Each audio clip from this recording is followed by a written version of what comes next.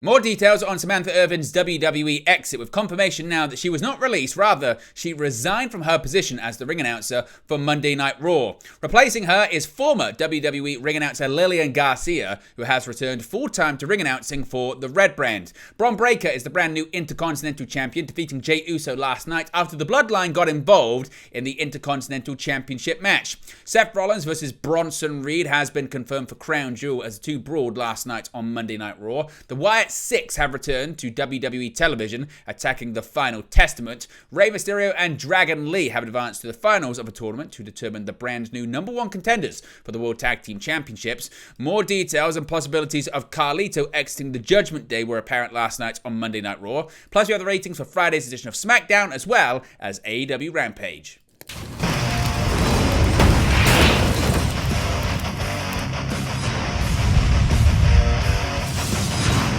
Hey guys, welcome back to Wrestling News 365. Hope everyone is doing very well. As always, plenty of news stories to get into in the world of professional wrestling. Let's begin with more details on the WWE departure of Samantha Irvin, which surprised and shocked many last night when she announced the news on social media. Now, some had suggested she could join her fiancé Ricochet in All Elite Wrestling, but actually the man himself competing in AEW has put to rest some of the rumors that he could be joined by Irvin in All Elite Wrestling. Former WWE ring announcer Samantha Irvin only just announced her departure from the company last night, but fans were already questioning if she'd end up in AEW alongside her fiancé Ricochet.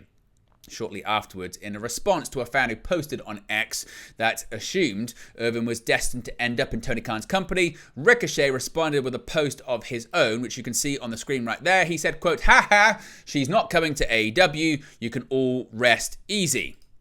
Still hasn't stopped some speculation, but it still seems to shut the door on the idea of Irvin lending her talents to AEW's announce team, at least immediately, though it should be noted that Ricochet could also be attempting to work his online audience. Irvin was tagged in the original post and thus in also Ricochet's response.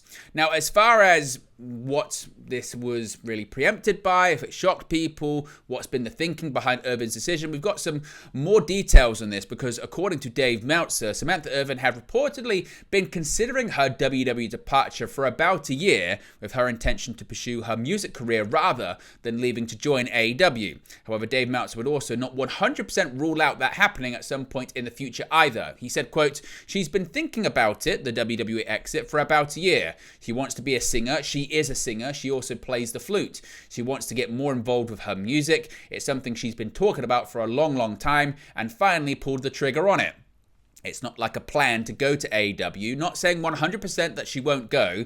Ricochet actually tweeted that she's not going and that it wasn't her intention to go there. She left on her own. It's something she'd been considering. She didn't grow up as a wrestling person. She grew up as a musical person, and this was her passion, so she's trying to follow her passion. Now, PW Insider later reported that Samantha Irvin indeed quit WWE, and the company was made aware of the decision earlier in the day on Monday. It was not a case of her being released from her contract. This was also corroborated by Sean Ross Sapp of Fightful, who tweeted out, quote, "Samantha Irvin wasn't released, she resigned from her spot," per those in WWE, speaking with both Fightful Select and PW Insider. Now, as far as a replacement was found pretty quickly, and it was actually a former Monday Night Raw ring announcer. Veteran ring announcer Lilian Garcia is back with WWE following the departure of Samantha Irvin on Monday. Garcia was brought out during a commercial break on Monday's edition of Raw, and WWE posted the video on X. It was reported earlier in the day that Garcia was indeed backstage at the show. During the commercial break, Joe Tessitore got on the microphone to the live audience and told them to use their high energy to welcome back the veteran announcer who had previously worked for the company for 10 years, from 1999 to 2009, before taking a 2-year hiatus. She returned to WWE in 2011 and then left the company once again in 2016, but made sporadic appearances throughout the years before officially making her return as Raw's ring announcer on Monday. Garcia also spoke to the Philadelphia, Pennsylvania crowd during the break and said it felt good to be back. Irvin's announcement came to a shock, as to many, on Monday afternoon when the fan favourite announced she was finished with the company via a statement on her X account. Of course, it was only a couple of months ago that Garcia did actually appear in the ring with Samantha Irvin, kind of symbolically passing the torch to Irvin, but now the torch has been passed back to the former ring announcer. Bron Breakker is once again the Intercontinental Champion after winning the championship for a second time last night on Monday Night Raw, and he has the bloodline to thank. Breakker and Jey Uso were in the middle of a hard-hitting rematch in the main event of Monday Night Raw after Uso won the title from Breakker back on September 23rd. At one point in the match, Uso looked up and spotted Solo Sikoa. Uso had just told his younger brother on SmackDown that he didn't want to be involved with the bloodline drama, but wanted his family back together. Sikoa said he was there to help when Uso asked him what he was doing there. Breakker snuck up behind Uso and got him back in the ring. Uso also came face to face with Tama Tonga and Tonga Loa, also at ringside. Tonga flew over the barricade at Uso and Sikoa hopped over as well, yelling at his brother in front of the announce desk. Breakker attempted to hit Uso with a super spear, but instead he hit Sikoa, upsetting Jacob Fatu. Jacob Fatu jumped the barricade to stare down Breakker, but Uso flew through the ropes to take them both out. Uso got Breakker back in the ring and went up to the top rope looking for an Uso splash, but Breakker got his knees up. Breakker went for a spear, but it took 2 super kicks instead from his opponent. Uso hit a spear of his own and went back to the top rope to hit an Uso splash, but Breakker kicked out. The Tongans distracted the referee and general manager Adam Pearce came out down the ramp with security to get them away. Uso, now outside the ring, went for his own super spear and was caught by Fatu. Fatu got Uso up on his shoulders and dropped him onto the announce desk. Breakker got the champion back in the ring and hit a spear to win the championship for a second time. Seth Rollins versus Big Bronson Reed is now set for WWE Crown Jewel. In late September, Seth Rollins returned to cost Bronson Reed a last monster standing match against Braun Strowman on Monday Night Raw.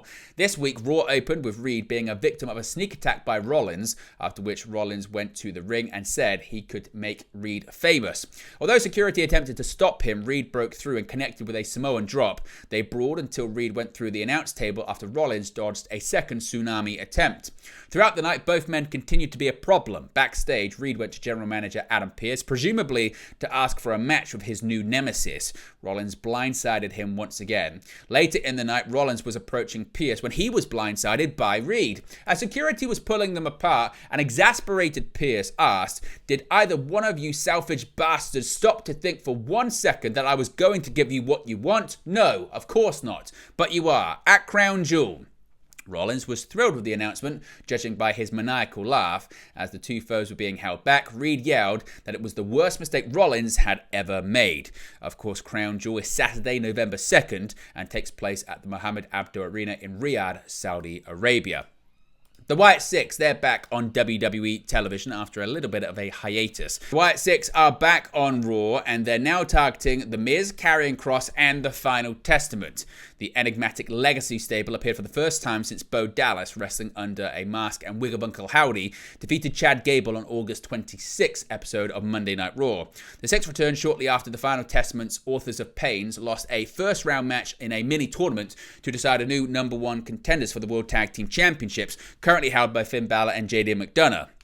During the match between AOP and The New Day, The Miz came down to watch eventually, leading to an attack from The Miz's former friend and tag team partner R-Truth. Truth also hit Kross with a big boot, and the distraction allowed Kofi Kingston to roll up Razar for the victory.